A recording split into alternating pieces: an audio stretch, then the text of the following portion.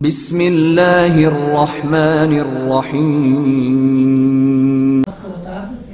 بسم اللہ الرحمن الرحیم ثم من خواص القاطع الذي هو طریق الى الواقع قیام الامارات الشرعیہ و بعض الاصول العملیہ مقامہ فی العمل۔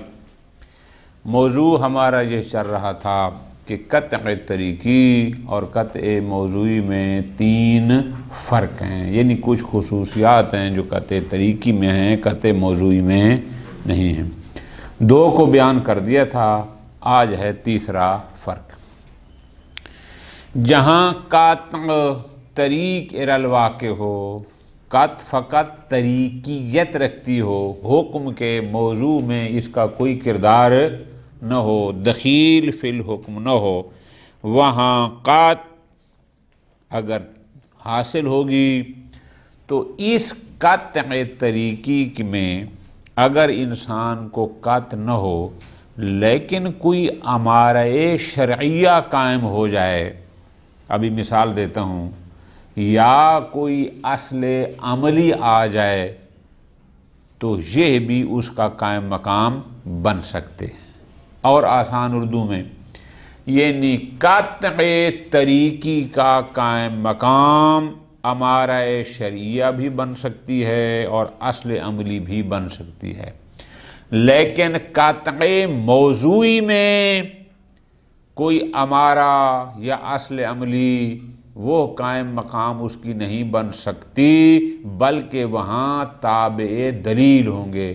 اگر دلیل کسی امارہ یا اصل کو قائم مقام قرار دے گی قطع موضوعی کے تو ہم اس کو قبول کریں گے، وَإِلَّا فَلَا۔ پوری توجہ۔ حکم شرعی آیا کہ نماز جمعہ زمانہ غیبت میں واجب ہے۔ اب یہاں پر قطع طریقی ہے، تمہیں علم ہو تو بھی واجب، تمہیں علم نہ ہو تو بھی۔ ایک دفعہ آپ کو قطع حاصل ہو جاتی ہے کسی طریقے سے کہ نماز جمعہ واجب ہے، وہ پھر بھی واجب ہے، لیکن ایک دفعہ قطع تو حاصل نہ ہوئی لیکن خبر واحد ثقہ نے کہہ دیا کہ نماز جمعہ واجب ہے، یا کوئی بینہ قائم ہو گئے تو یہ خبر واحد ثقہ یا بینہ یہ قاطع ور تو نہیں ہوتے، آپ اصول فقہ میں تفصیل سے پڑھ چکے ہیں، لیکن یہ قائم مقام قطع ہوتے ہیں وہاں جہاں قطع طریقی ہو۔ ٹھیک ہے جی؟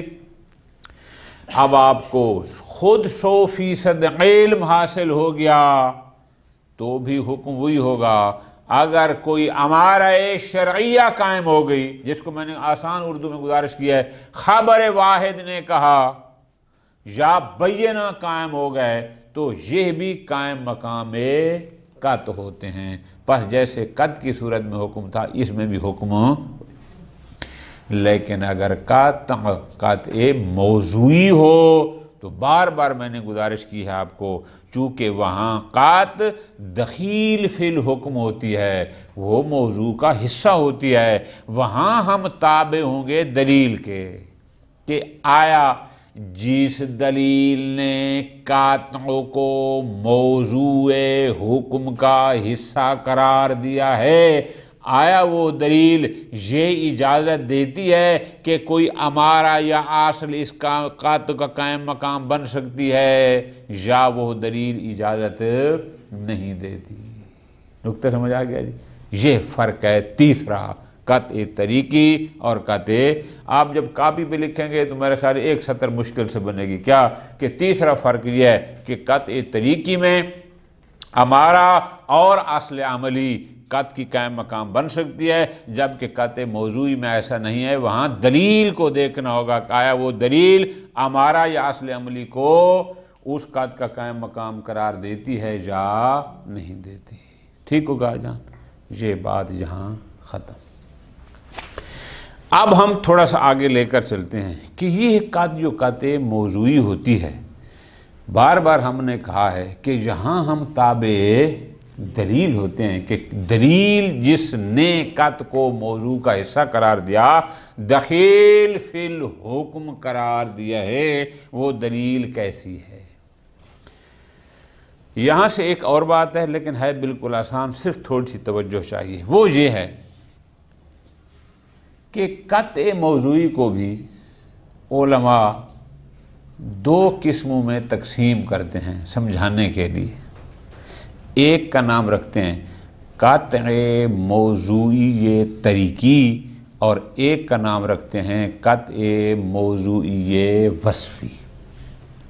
آسان ہے، قطع موضوعی کی دو قسمیں،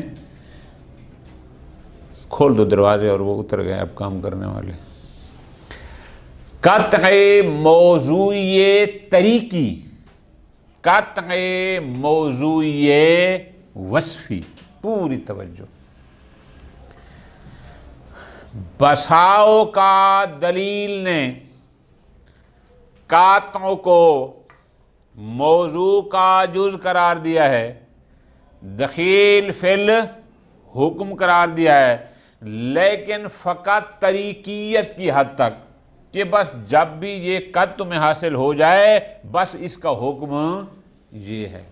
لیکن بسا اوقات وہ دلیل قط کو جب موضوع کا جز قرار دے رہی ہے، دخیل فی الحکم قرار دے رہی ہے، تو وہ فقط محض ایک طریق کی بنیاد پر نہ کہ تیرے لیے یہ کشف ہو گیا کہ یہ موضوع ہے، بلکہ وہ کیسے قرار دے رہی ہے کہ فلاں خصوصیت کے ساتھ فلاں بندے کو جب یہ قط ہوگی تو یہ حکم ہوگا، یعنی اگر اس خصوصیت کے ساتھ قط نہ ہوگی تو پھر یہ حکم بھی نہ ہوگا۔ اس کو کہتے ہیں قطع موضوعی وصفی۔ بالکل آسان، اور اس کا آسان اردو میں جملہ آپ یوں بھی بنا سکتے ہیں کہ قطع موضوعی وصفی کیا مطلب؟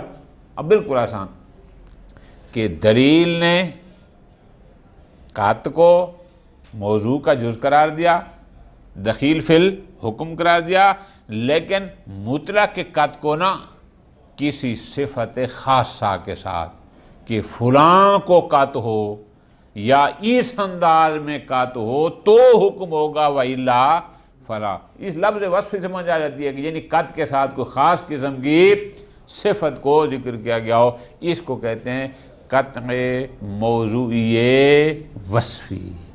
اب دو قسم ہو گئی نا، اب پھر واپس جانا ہے تھوڑا۔ اگر قطع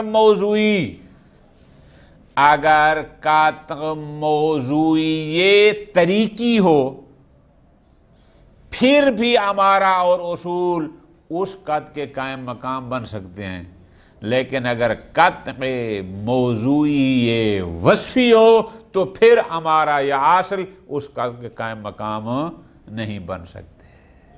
ٹھیک ہو گیا جی؟ اب پھر تھوڑا واپس جاتے ہیں۔ بس نتیجہ یہ ہوا کہ اگر قط طریقی محض ہو تو بھی امارہ یا اصل اس کے قائم مقام بن سکتی ہے، اگر قطع موضوعی ہو لیکن موضوعی طریقی ہو تو بھی امارہ یا اصل اس کا قائم مقام بن سکتے ہیں، لیکن اگر قطع موضوعی وصفی ہو اس کا قائم مقام امارہ یا اصل نہیں بن سکتے۔ ٹھیک ہو گیا جی؟ یہ تھے کلیات، باقی سارا صفحہ آگے اس کی مثالیں وہ ترجمے پڑھتے ہیں، پھر تکرار کی ضرورت نہیں ہے بار بار ایک بات کا، مطلب یہی تھا آگے ان کی مثالیں۔ وَمِنْ خَوَاصِ الْقَطْعِ الَّذِي هُوَ طَرِيقٌ إِلَى الْوَاقِعِ۔ اور ترتیب یاد ہے نا آگے پیچھے سے؟ پہلا فرق کیا تھا قطع طریقی اور موضوعی میں کہ قطع طریقی حد وسط واقع نہیں ہوتی، موضوعی واقع ہوتی ہے۔ دوسرا فرق کیا تھا؟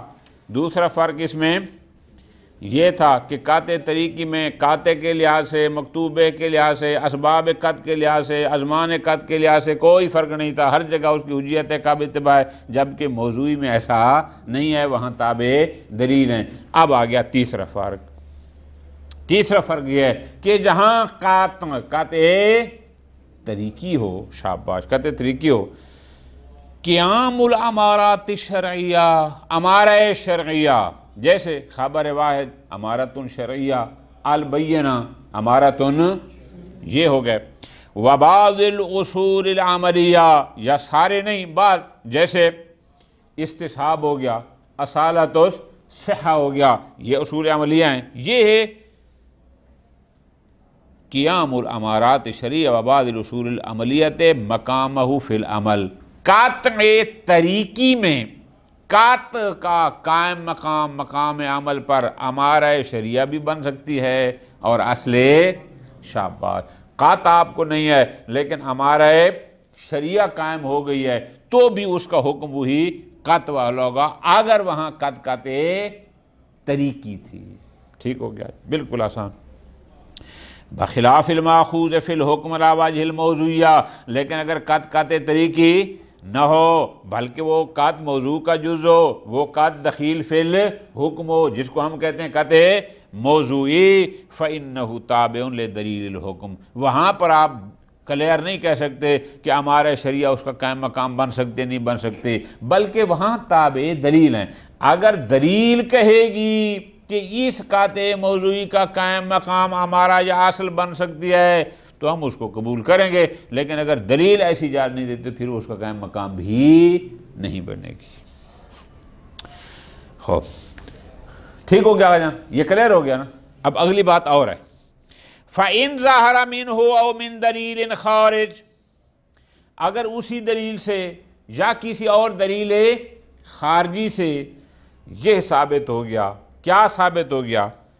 عَلَى وَجْهِ الطَّرِيقِيَّةِ لِلْمَوْضُوع. پوری توجہ میری جان، یہ جو سطر ہے نا، اب میں نے کئی دفعہ گزارش کی ہے کہ بساؤ کا شیخ کی عبارت تھوڑی ہوتی ہے، مطلب یہاں در حقیقت وہ آپ کو بتا رہے ہیں کہ قطع موضوعی پھر دو قسم کی ہے، کہ جس قطع کو موضوع کا حصہ قرار دیا جا رہا ہے، اگر دلیل کہتی ہے کہ یہ قطع موضوع کا جز ہے، ماخوذ فی الموضوع ہے، دخیل فی الحکم ہے، لیکن ہے فقط علی وجہ طریقیت. ٹھیک ہے جی، اب یہ عبارت ہو گئی نا، لیکن آپ نے مرادی معنی سمجھنا ہے. مرادی معنی کیا ہے؟ یعنی شیخ اعظم یوں فرما رہے ہیں قطع موضوعی کی پھر دو قسمیں ہوتی ہیں، ایک ہوتی ہے قطع موضوعی طریقی اور دوسری آگے آ رہی ہے وہ ہوگی قطع موضوعی وصفی. شاباش. اب یہاں فرماتے ہیں فَإِن ظَهَرَ مِنْهُ، اگر اسی دلیل سے جس دلیل نے قطع کو موضوع کا جز قرار دیا تھا، او من دلیل خارج، یا کسی اور دلیل سے یہ ثابت ہو گیا کہ اعتبارہ علی وجہ طریقیت الموضوع، کہ یہ قطع اس موضوع کا جز بن رہی ہے وہ بطور طریقیت ہے، قامت الامارات و بعض الاصول مقامہ، تو وہاں پر بھی امارہ شریعہ اور بعض اصول عملیہ اس قطع کا قائم مقام بن سکتے ہیں. یہ ترجمہ ہو گیا نا، لیکن آپ مرادی ترجمہ کیا لیں گے؟ یعنی شیخ عالم یوں فرما رہے ہیں کہ قطع موضوعی کی ہیں دو قسمیں، اگر وہ قطع موضوعی طریقی ہو تو بھی ہمارا شریعہ اور بعض اصل عملی جیسے اصالت و صحہ استصحاب پھر بھی وہ اس قطع کے قائم مقام بن سکتے ہیں. یہ ایک ہو گیا. وَإِن ظَهَرَ مِن دَلِيلِ الْحُكْمِ، لیکن اگر دلیل حکم سے، جس دلیل نے کہا تھا کہ یہ قطع دخیل فی الحکم ہے، یہ قطع موضوع کا جز ہے، اگر اس سے ثابت ہو گیا کیا؟ اعتبار القطع فی الموضوع، کہ یہ قطع موضوع میں معتبر ہے، یعنی قطع ہوگی تو حکم ہوگا، لیکن من حیث کونہا صفتاً خاصتاً قائمتاً بالشخص، کہ یہ قطع اس بندے کو اس طرح حاصل ہوگی تو یہ حکم ہوگا، جس کا ہم نے نام رکھا ہے قطع موضوعی وصفی. شاباش. اب کلیئر ہو گیا نا کہ صفت خاصہ قائمہ بیش، کہ یہ قطع مطلق نہیں، یہ طریقے الواقع نہیں، بلکہ اس کو یہ قطع ہوگی تو یہ حکم ہوگا. اگر ایسا ہے لم یقم مقامہ غیرہ، پھر اس کا قائم مقام کوئی اور چیز.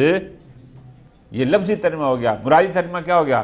اگر قاطع موضوعی وصفی ہوگی تو پھر قاطع موضوعی وصفی کا قائم مقام کوئی ہمارا یا وہ نہیں بن سکتی.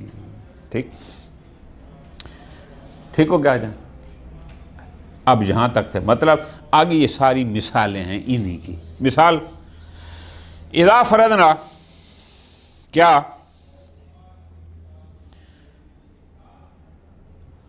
ان الشارع اعتبر صفت القطع على هذا الوجه فی حفظ عدد الرکعات الثنائیہ. شارع نے فرمایا ہے یجب علیکا فی الصبح رکعتان مقطوعتان. یعنی کیا مطلب مقطوعان؟ کہ تیرے اوپر، تیری ذات پر واجب ہے کہ صبح کی 2 رکعتیں پڑھ جس کی تمہیں شخصاً قطع ہو، یقین ہو. ٹھیک ہے جی؟ تو اب یہاں پر کیا ہے؟ یعنی قطع صفت خاصہ ہے، تمہیں قطع ہو.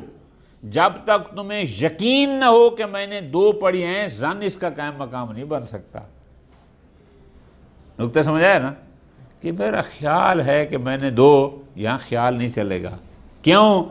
او اتلی اوپر والی عبارت ملانا ہے، صفتاً خاصتاً قائمتاً بیش.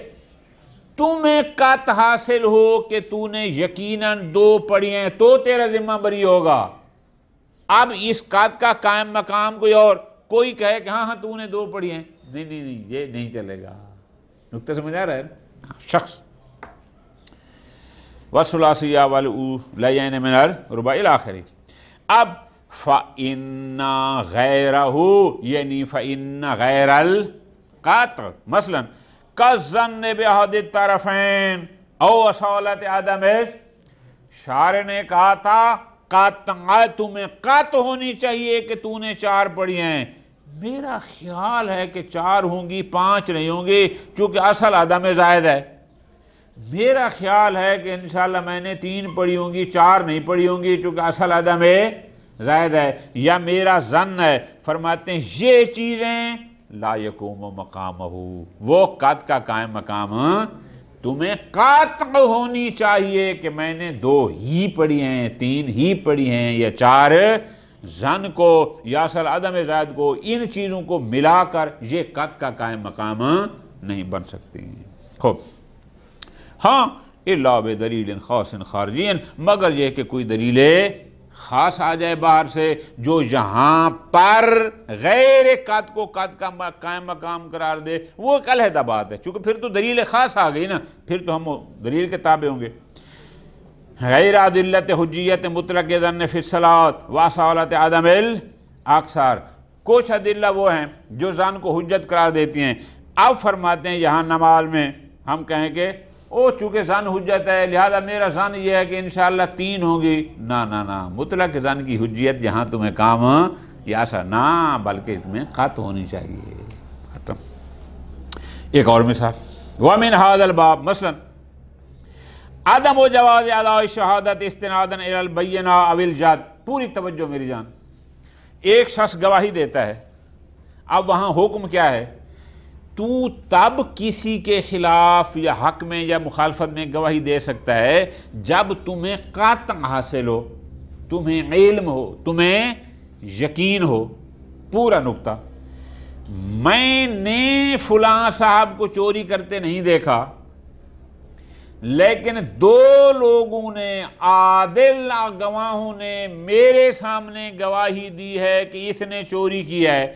تو اب میں بینہ کی شہادت کو قبول کر کے آگے شہادت نہیں دے سکتا. کیوں؟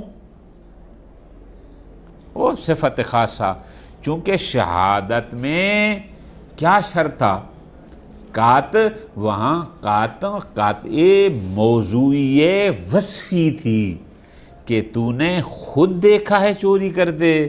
جناب میں نے تو نہیں دیکھا، 2 گواہوں نے کہا ہے تو 2 گواہوں سے ظن حاصل ہوتا ہے. یہاں ظن اس قطع موضوعی وصفی کا قائم مقام نہیں بن سکتا، لہٰذا اب تو آگے گواہی نہیں دے سکتا. سمجھا کی بات کی؟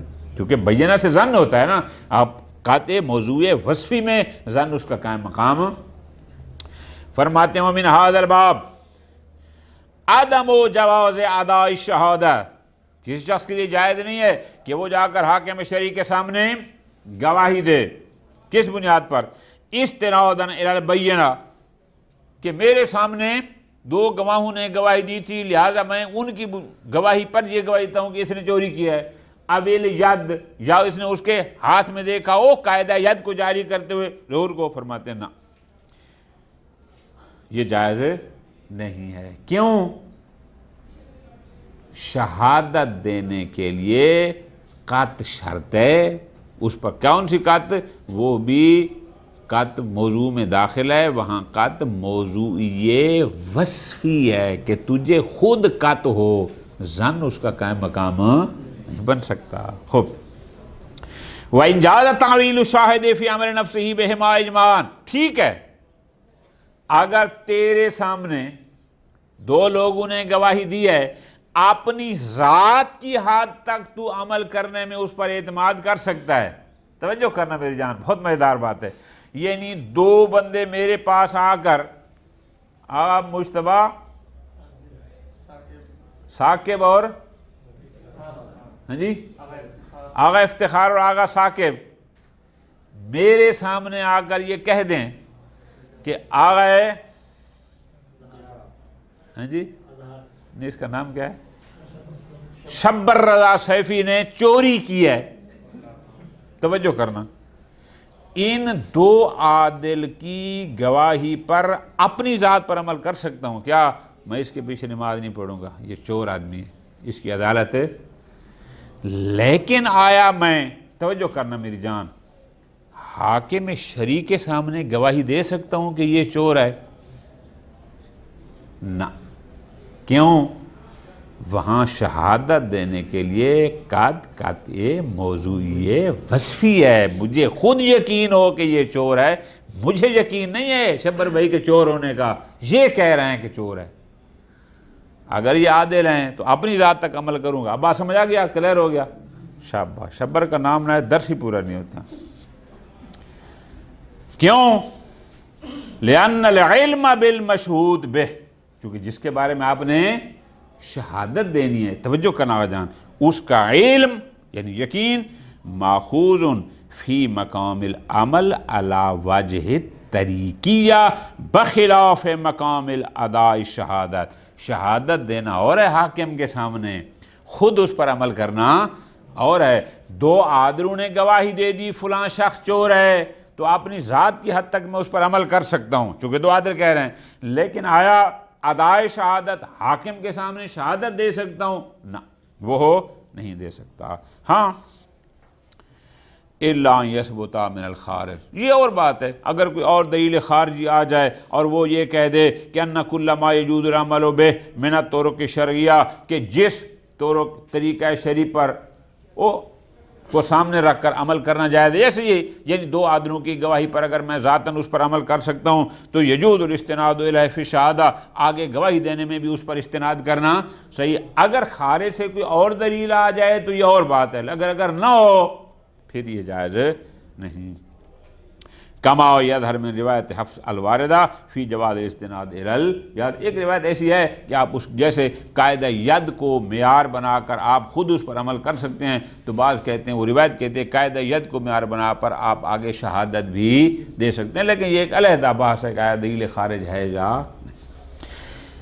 وَمِمَّا ذَكَرْنَا یظہر، ایک اور مثال، وہ اس نقطے کو سمجھانے کے لیے، وہ کون سا ہے کہ آیا وہاں قطع موضوع طریقی ہے یا وصفی، آیا کوئی اور چیز اس کا قائم مقام بن سکتی ہے یا نہیں؟ آسان، ناظر احد ان یتصدق کل یوم بدرہم ما دام متیقنا بحیات ولدہ، آغا شبر کی والدہ محترمہ نے نظر کی ہے کہ جب تک مجھے اپنے بیٹے کی زندگی کا یقین ہے میں ہر روز 1 روپیہ صدقہ دوں گی۔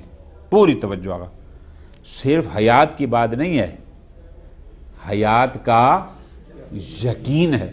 اب جب تک اس کو یقین ہوگا اس پر واجب ہے کہ ہر روز 1 روپیہ صدقہ دے. سمجھا جی بات کی نا, یقین کو ساتھ پڑھنے. لا یجب التصدق عند الشک فی الحیات, لیکن اگر اس کو اس کی زندگی میں شک ہو گیا کہ پتہ نہیں زندہ ہے یا نہیں ہے, اب اس پر وہ صدقہ دینا واجب نہ ہوگا. کیوں؟ شاباش, وہ حیات کے یقین کو بطور وصف اس نے موضوع کا حصہ بنایا تھا. صرف حیات نہیں تھی, حیات کا یقین تو صدقہ واجب ہونا تھا. اب جب شک آ جائے گا, یقین تو باقی جب نہیں رہا, تو اس کا مطلب موضوع باقی نہیں, موضوع باقی نہیں تو صدقے کا وجوب بھی نہیں آئے گا. ہاں لو اللہ کا نظرہ بنفس الحیات, لیکن اگر اس نے یہ کہا ہوگا جب تک میرا بیٹا زندہ ہے, زندگی کا یقین والی صفت ساتھ فقط یہ ہے, اب اگر اس کو شک ہوگا وہ استصحاب پر عمل کر سکتی ہے کہ انشاءاللہ کل زندہ تھا تو آج بھی زندہ ہوگا, اب اس پر ہوگا. اب کیوں؟ اس لیے کہ اس نے حیات کے ساتھ یقین کی صفت کو ذکر. یہ فرق ہے قطع موضوعی طریقی اور قطع موضوعی وصفی میں. پھر ایک دفعہ قطع موضوعی طریقی میں امارات شریعہ یا کوئی اصل قائم مقام بن سکتی ہے, لیکن قطع موضوعی وصفی میں اس کا قائم مقام کوئی اور چیز نہیں بن سکتی, مگر یہ کہ کوئی خارج سے دلیل آ کر کہے کہ نہیں یہ قائم مقام بن سکتی ہے. خوب, اگلا پیرا چھوٹا سا ہے, یہ سارا آپ کا پڑھا ہوا ہے, یہاں فقط لفظوں کی تبدیلی ہے. وہ یہ ہے کہ ان ھذا الذی ذکرنا من کون القط, یہ جو ہم نے کہا ہے کہ قط کی 2 قسمیں ہوتی ہیں, ایک ہوتا ہے قطع موضوعی اور ایک ہوتا ہے قطع طریقی. پھر قطع موضوعی کی 2 قسمیں, قطع موضوعی طریقی اور قطع موضوعی وصفی. یہی صورتیں ظن میں بھی ہیں. بسا اوقات ظن طریق الواقع ہوتا ہے, بسا اوقات ظن حکم کے موضوع کا حصہ ہوتا ہے, دخیل فی الحکم ہوتا ہے. ٹھیک ہو گیا جی. ان ھذا الذی ذکرنا من کون القطع ماخوذا تارۃ علی وجہ الطریقیہ واخری علی وجہ الموضوعیہ جار فی الظن ایضا. آپ کہیں گے کہ اسی طرح ظن طریقی بھی ہوتا ہے اور ظن موضوعی بھی ہوتا ہے. فإنہ وإن فارق العلم فی کیفیت الطریقیہ, اگرچہ علم اور ظن میں فرق ہے, علم بذات ہی حجت ہوتا ہے, ظن بجعل جائل شارع کہتا ہے تو اس میں حجیت اور واجب اتباع ہوتا ہے. اتنا فرق تو ہے نا, اس کی حجیت ذاتی ہے, وہ ذاتاً واجب الاتباع ہے, لیکن اس کو جائل نے جعل کیا ہے, شارع نے کہا ہے, یہ البتہ فرق ہے. ایسا ان العلم طریق بنفس, علم بنفس ہی طریق الواقع ہوتا ہے, لیکن ظن وہ شارع کے جال سے طریق لگاتا ہے, بذات ہی طریق الواقع. شارع نے کہا ہے کہ ہاں تم ظن پر عمل کرو, یہ بھی تمہیں واقع تک لے جائے گا, جبکہ علم بنفس ہی لے جاتا ہے. بمعنی کونہ وسطا فی ترتب احکام متعلقہ کما اشرنا الیہ سابقا. ہاں الا انہ ایضا, البتہ قد یؤخذ طریقا مجعورا الی متعلقہ. اور وہی بات کہ کبھی کبھی یہ ظن جو موضوعی ہوتا ہے, کبھی یہ بھی ظن موضوعی طریقی ہوتا ہے, یعنی ظن کو موضوع کا حصہ کرا دیا ہے لیکن فقط بطور طریق الواقع. اور بسا اوقات یہ بھی وہ ظن موضوعی وصفی ہوتا ہے. وقد یؤخذ موضوعا للحکم فلا بد من ملاحظہ دلیل ذالک. تو پس وہاں پر بھی ضروری ہے, کیا ضروری ہے کہ ہم دیکھیں جس دلیل نے اس ظن کو موضوع کا حصہ قرار دیا ہے وہ کس قسم کیا ہے, آیا وہ غیر کو اس کا قائم مقام بناتی ہے یا نہیں بناتی. الحکم بقیام غیرہ من الطرق المعتبرۃ مقامہ لیکن الغالب فیہ الاول. لیکن عام طور پر جو ظن ہوتا ہے وہ ظن موضوعی طریقی ہوتا ہے, وصفی نہیں ہوتا. وصلی اللہ علی محمد وآلہ محمد.